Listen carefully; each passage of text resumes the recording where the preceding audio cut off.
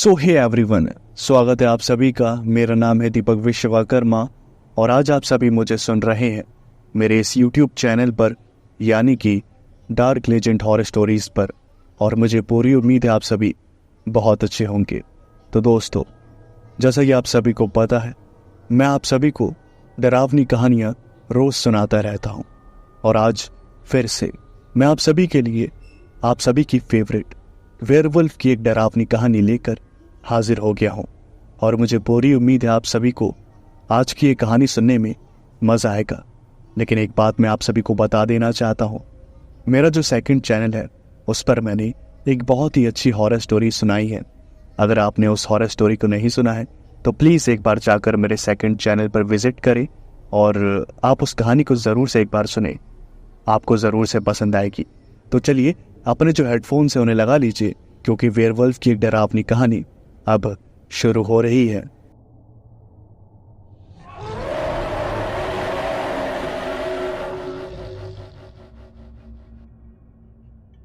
Patrick एक businessman था। वैसे तो उसका बिजनेस जो था वो काफी सक्सेसफुल था, लेकिन बीते कुछ सालों से उसका जो प्रॉफिट था वो काफी कम हो गया था। धीरे धीरे वो प्रॉफिट लॉस में बदल गया। पैट्रिक की फाइनेंशियल कंडीशन खराब होने लगी। हर साल लॉस होने की वजह से पैट्रिक डिप्रेशन में चला गया। फाइनेंशियल कंडीशन वीक होने की वजह से उसे अपने महंगे घर को बेचना पड़ा और साथ ही उसके पास जितनी महंगी कारें थी उसने सबको बेच दिया। आखिर में उसने डिसाइड किया कि वो एक अलग सा छोटा सा घर लेगा जो काफ़ी सस्ता हो, ताकि उसे फाइनेंशियली रूप से थोड़ा सा सपोर्ट मिले। उसने प्रॉपर्टी डीलर से बात करी और अपना बजट बनाया। बजट बनाने के बाद एक शाम उसे कॉल आया। जब उसने फ़ोन उठाया तब उसने देखा कि कॉल और किसी का नहीं बल्कि उसी प्रॉपर्टी डीलर का था जिससे पैट्रिक ने बात करी थी। पैट्रिक ने जैसे ही फ़ोन उठाया तो सामने से आवाज़ आई, हेलो पैट्रिक। जी सर, आपके लिए मेरे पास एक प्रॉपर्टी है, जैसा आपने बजट बनाया था बिल्कुल उसी बजट में है। अगर आप देखने के लिए आना चाहें तो आप आ सकते हैं। उसके बाद पैट्रिक ने कहा, जी आज शाम को ही मैं आता हूं। उस प्रॉपर्टी डीलर ने पैट्रिक को लोकेशन भेज दी। उसके बाद शाम को पैट्रिक अपनी कार लेकर उस लोकेशन पर पहुंचा। उस लोकेशन पर उसने देखा कि वो जो लोकेशन थी वो काफ़ी आउटर एरिया में थी, यानी कि वहां पर काफ़ी इलाके में बहुत घना जंगल था और घर एकदम मुश्किल से 500 मीटर पर एक घर और उसके बाद 1 किलोमीटर पर एक घर, ऐसे वहां पर बसा हुआ था एरिया, जो कि बहुत ही ज़्यादा अजीब बात थी। पैट्रिक ने कहा, अच्छा ये जगह कुछ ज़्यादा डरावनी नहीं लग रही? मतलब यहाँ जंगल वगैरह है तो मतलब रात के वक्त कुछ खतरा तो नहीं होगा ना, चोर वगैरह का? जिसके जवाब में प्रॉपर्टी डीलर ने कहा, जी जी बिल्कुल भी नहीं, आप इन सब बातों की बिल्कुल भी चिंता ना करें, ये जगह बिल्कुल सेफ है। असल में आप रात में आए हैं तो इसलिए आपको थोड़ा डरावना लग रहा है, जब आप सुबह में आएंगे तब आप तारीफ करेंगे इस जगह की। चलिए मैं आपको प्रॉपर्टी दिखा देता हूँ। उसके बाद वो प्रॉपर्टी डीलर पैट्रिक को प्रॉपर्टी के पास ले गया। जब पैट्रिक ने घर को देखा तो घर तो अच्छा था, बजट के हिसाब से घर अच्छा था और उसके पास उससे ज़्यादा कोई बेटर ऑप्शन नहीं था। इसलिए पैट्रिक ने कहा, ठीक है मुझे घर पसंद है, मैं इसे खरीदता हूँ। उसके बाद उन दोनों के बीच में जो फॉर्मेलिटीज़ होती हैं वो हुई और पैट्रिक ने उस घर को खरीद लिया। कुछ ही दिनों बाद जब उसका जो महंगा घर था वो बिक गया और उसके पास पैसे आ गए, तब वो अपना सारा सामान लेकर उस घर में शिफ्ट हो गया जो उसने अभी अभी खरीदा था और वो अपने उस घर में रहने लगा। वो सुबह अपनी कंपनी में जाता था और अपना काम निपटाता था और पूरे दिन मेहनत करता था कि ताकि उसकी कंपनी प्रॉफिट में आ सके। उसके बाद वो शाम को रात को अपने घर वापस आ जाता था। सुबह तो वो जगह एकदम बहुत अच्छी होती थी, एकदम ब्यूटीफुल लोकेशन पर, लेकिन जैसे रात होती थी तो वो एकदम हॉरर मूवी की लोकेशन में बदल जाती थी। पैट्रिक को इस बात से कुछ ज़्यादा फर्क नहीं पड़ता था, क्योंकि उसे भूत प्रेत पर बिल्कुल भी यकीन नहीं था, इसलिए वो डरता नहीं था। वो अपना काम पर जाता था और शाम को आ जाता था। एक शाम वो ऐसे ही अपने घर वापस आ रहा था, तभी उसने एक अजीब सी चीज़ देखी। उसने देखा कि उसकी जो कार चल रही है उसके साथ साथ 2 लाल चमकती हुई आंखें भी चल रही हैं और वो लाल चमकती हुई आंखें बहुत ही ज़्यादा डरावनी थी। पैट्रिक को कुछ समझ नहीं आया, वो समझ पाता उससे पहले ही वो लाल चमकती हुई आंखें कहीं गायब हो गई। ये सब इतनी जल्दी हुआ कि पैट्रिक को लगा कि शायद उसे कोई वहम हुआ है, इसलिए उसने अपनी कार की स्पीड को थोड़ा सा बढ़ाया और वो घर जल्दी पहुंच गया। रात के वक्त वो अपने बिजनेस आइडियाज पर काम कर रहा था और तभी अचानक से मौसम जो था वो खराब होने लगा। खिड़कियां उसकी खुली हुई थी घर की, इसलिए वो खिड़की बंद करने के लिए उठा। जैसे ही वो खिड़की बंद करने के लिए खिड़की के पास पहुंचा और उसने खिड़की बंद करी तो उसने देखा कि उसके घर के बाहर एक पेड़ के नीचे एक बहुत ही अजीब आदमी खड़ा है और उस आदमी की जो हाइट थी वो लगभग 8 फुट रही होगी। इतने लंबे आदमी को अपने घर के बाहर देखकर वो जो पैट्रिक था वो बहुत ही ज्यादा घबरा गया। उसने तुरंत अपना फोन मिलाया और पुलिस को कॉल किया। पुलिस वालों को जब इसने ये सारी बातें बताई तब पुलिस वालों ने कहा, आप फिक्र मत करिए, मैं कुछ ही वक्त में आता हूँ, थोड़ा सा टाइम दीजिए। अब बाकी आप घर के खिड़की दरवाजों को अच्छी तरह से बंद करिए और अपने आप को सेफ रखिए, तब तक मैं पहुंच जाऊंगा। उसके बाद पैट्रिक ने कहा, ठीक है सर, जैसा आप कहें।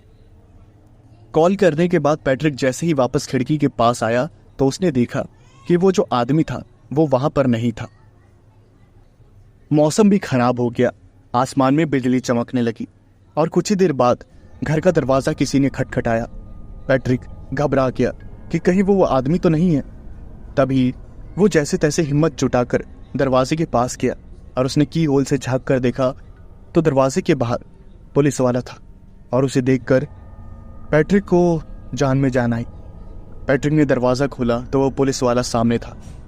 उस पुलिस वाले ने कहा, जी सर बोलिए, कहाँ था वो आदमी, कहाँ दिखा था आपको? उसके बाद पैट्रिक ने कहा, जी सर, इस पेड़ के नीचे वो मुझे नजर आया था। उस पुलिस वाले ने काफी अच्छे से जांच पड़ताल करी, वहां पर हर कोने को देखा, लेकिन उसे कोई भी सुराग नहीं मिला। उसके बाद उस पैट्रिक ने उस पुलिस ऑफिसर से कहा, मुझे तो बहुत डर लग रहा है, कहीं कुछ होगा तो नहीं। उसके बाद उस पुलिस ऑफिसर ने कुछ सवाल जवाब किए। उस पुलिस ऑफिसर ने कहा, अब मुझे बताइए, क्या आपने उसका चेहरा देखा था या कुछ भी, मतलब जिससे वो पहचान में आ सके?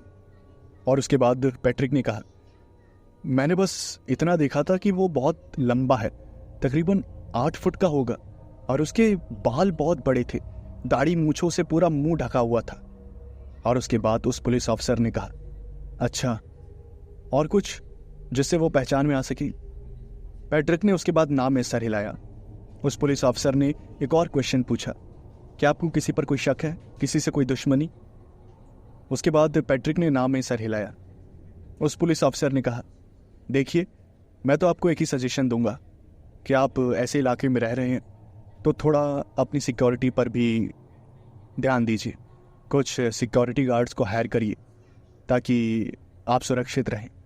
ऐसे तो आप कब तक मुझे फ़ोन करते रहेंगे, मैं टाइम पर आ पाऊँ या ना आ पाऊँ क्या पता, इसलिए आप कुछ सिक्योरिटी गार्ड्स को हायर कर लीजिए। जब पैट्रिक ने ये बात सुनी तब उसे समझ आया कि वो पुलिस वाला बहुत सही कह रहा था, इसलिए उसने तुरंत एक सिक्योरिटी एजेंसी में कॉल किया और अपने लिए सिक्योरिटी बुक करी। पैट्रिक ने जब सिक्योरिटी गार्ड्स को हायर कर लिया तब उसने चैन की सांस ली। वो सिक्योरिटी गार्ड अपनी ड्यूटी करने लगे और उसके घर की रक्षा करने लगे। एक रात की बात है, पैट्रिक सो रहा था। उस रात भी बहुत खराब मौसम था। तभी अचानक से आसमान में बिजली कड़की और एक सिक्योरिटी गार्ड के चिल्लाने की आवाज आई। जब पैट्रिक ने उस चिल्लाने की आवाज को सुना तब वो दौड़ता हुआ खिड़की के पास गया और उसने देखा कि एक बहुत लंबा चौड़ा भेड़िया मानव उसके सिक्योरिटी गार्ड को पकड़कर खा रहा था। और वो जो सिक्योरिटी गार्ड था वो जिंदा था, वो अपने हाथ पैर हिला रहा था, उस भेड़िया मानव को अपने से दूर करने की कोशिश कर रहा था, लेकिन उसकी सारी कोशिशें नाकामयाब हो रही थी। उस भेड़िया मानव ने देखते ही देखते पैट्रिक के उस सिक्योरिटी गार्ड को खा लिया। बाकी के सिक्योरिटी गार्ड ने जब ये सब देखा तब वो अपनी जान बचाकर वहां से भाग गए और वो जो भेड़िया मानव था उसने सबका पीछा करना शुरू कर दिया। थोड़ी ही देर में पैट्रिक को उसके सभी सिक्योरिटी गार्ड्स की चीखने की आवाज सुनाई दी। पैट्रिक ने तुरंत फोन उठाया और पुलिस को कॉल किया। पुलिस वालों ने कहा, आप घबराइए मत, मैं जितना जल्दी हो सकता है वहां पहुंचता हूं अपनी पूरी टीम के साथ। उसके बाद पैट्रिक ने जब ये सुना तब उसने चैन की सांस ली और वो अपने बेड के नीचे जाकर छुप गया। थोड़ी ही देर में उसे घर के दरवाजे पर किसी की दस्तक की आवाज आई और धीरे धीरे वो दस्तक बढ़ती गई। पैट्रिक बहुत ही ज्यादा घबराया हुआ था। तभी उसे उस भेड़िया मानव की आवाज सुनाई दी। उस भेड़िया मानव ने पैट्रिक के घर के दरवाजे को तोड़ दिया। उसका पूरा मुंह खून से सना हुआ था और उसके जबड़ों में पूरा लार लगा हुआ था। उसी लार को टपकाते हुए वो भेड़िया मानव पूरे घर में इधर उधर सूंघने लगा। तभी उसे पैट्रिक की जो स्मेल थी वो ऊपर वाले कमरे से आई और वो जो भेड़िया मानव था वो अपने भारी भरकम पैरों के साथ सीढ़ियों पर चढ़ने लगा। उसके भारी भारी कदमों की जो आवाजें थी वो पैट्रिक को हार्ट अटैक देने के लिए काफी थी। पैट्रिक ने जैसे तैसे अपना दिल मजबूत कर रखा था। वो अपने बेड के नीचे एक बच्चे की तरह छुपा हुआ था। तभी उसके कमरे का दरवाजा खुला और पैट्रिक ने सिर्फ उस भेड़िया मानव के पैर देखे। उस भेड़िया मानव के पैरों पर ढेर सारे बाल थे और उसके पैरों में लंबे लंबे नाखून थे जो अगर किसी को एक बार लग जाए तो उसका पूरा शरीर फटकर अलग हो जाए। वो भेड़िया मानव धीरे धीरे करके पूरे कमरे को सूंघने लगा। वो बेड के नीचे आ ही रहा था तभी उसे आवाजें सुनाई दी और वो आवाजें और किसी की नहीं बल्कि पुलिस वालों की थी। उन पुलिस वालों की आवाजें सुनकर उस भेड़िया मानव ने तुरंत एक आवाज निकाली और वो खिड़की तोड़कर सीधा घर के बाहर आ गया। उसने देखा कि कई सारे पुलिस वाले वहां पर मौजूद थे। उन पुलिस वालों ने जैसे ही उस भेड़िया मानव को देखा तो उन्हें अपनी आंखों पर यकीन नहीं हुआ और उन सभी ने उस भेड़िया मानव पर ताबड़तोड़ गोलियां चलाई। वो भेड़िया मानव उन गोलियों को सहता हुआ जमीन पर उतरा। उसके शरीर से खून बहने लगा और पुलिस वालों ने गोलीबारी को कम नहीं किया बल्कि और बढ़ा दिया। उनकी पूरी गोलियां उस भेड़िया मानव के शरीर में जाकर घुस गई। उसके हर शरीर के पार्ट से खून बहने लगा। सभी पुलिस वालों को यही लग रहा था कि अब ये भेड़िया मानव यहीं पर गिरकर मर जाएगा। लेकिन तभी अचानक से कुछ ऐसा हुआ जिसे देखकर उन सभी के पैरों तले जो जमीन थी वो खिसक गई। वो जो भेड़िया मानव था उसने एक सांस ली और उसने काफी लंबी सांस ली। उसके सांस लेने के बाद जैसे ही उसने सांस को छोड़ा तो उसके शरीर पर जितने भी गोली के जख्म थे वो एकदम ठीक हो गए और वो एकदम पहले की तरह हट्टा कट्टा हो गया। ये सब देखकर वो पुलिस वाले वहां से भागने लगे और पैट्रिक ये सब खिड़की से छुपकर देख रहा था। उस भेड़िया मानव ने पुलिस वालों को पकड़ना शुरू किया और उसने किसी का हाथ उखाड़ा, किसी का पैर और किसी का सर। उसने एक एक करके सभी पुलिस वालों को मौत के घाट उतार दिया। उसने तकरीबन 50 पुलिस वालों को मारकर खा लिया और ये सब पैट्रिक की आंखों के सामने हो रहा था। उस भेड़िया मानव ने इतना खून वहां पर फैला दिया था जिससे जमीन जो थी वो पूरी लाल हो चुकी थी और उन पुलिस वालों के सड़े हुए मांस से इतनी गंदी बदबू आ रही थी कि पैट्रिक उसी कमरे में उल्टी कर रहा था। जब उस भेड़िया मानव ने एक एक करके सभी पुलिस वालों को खा लिया तब उसको चैन मिला और उसने आसमान में देखकर एक आवाज लगाई और वो आवाज लगाने के बाद उसने एक छलांग लगाई और वो कहीं गायब हो गया।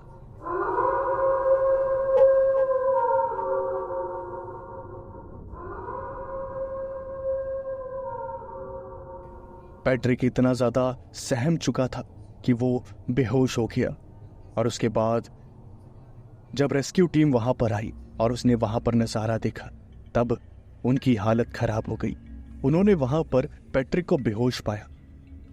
पैट्रिक बहुत ही ज्यादा कमजोर हो चुका था। कई दिनों से वो वहीं बेहोश पड़ा हुआ था।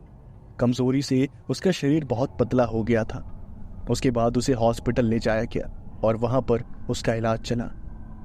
जब पुलिस वालों ने उससे पूछताछ करी कि आखिर वहां पर क्या हुआ था तब पैट्रिक ने वहां पर सारी चीजें बताई। उन पुलिस वालों को यह लगा कि पैट्रिक जो है वो मानसिक रूप से उसने अपना मानसिक संतुलन खो दिया है, इसलिए पुलिस वालों ने उसे पागल घोषित कर दिया और इस केस को यहीं क्लोज कर दिया। पुलिस वालों का यही मानना था कि किसी जंगली जानवर ने या किसी भेड़ियों के दल ने पुलिस वालों पर हमला किया था, क्योंकि उस जंगल के इलाके से तकरीबन 5 किलोमीटर दूर एक ऐसा जंगल था जहां पर भेड़िए रहते थे।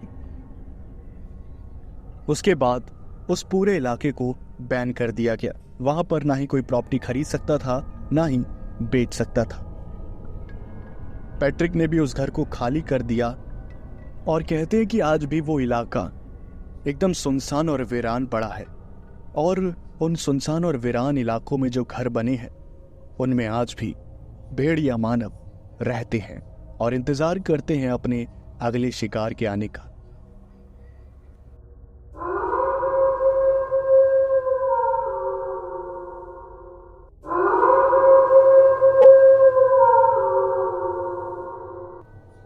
तो ये थी कहानी। तो अब देखो, मुझे पता है ज्यादा लंबी कहानी नहीं थी, लेकिन पूरी उम्मीद है आप सभी को सुनने में मजा आया होगा। अगर आप सभी को सुनने में मजा आया हो तो वीडियो को लाइक कर देना, चैनल को सब्सक्राइब जरूर से कर देना और कमेंट करके जरूर बताना कि आपको कहानी और आवाज कैसी लगी। मैं मिलता हूं आपसे नेक्स्ट वीडियो में। Thanks for watching.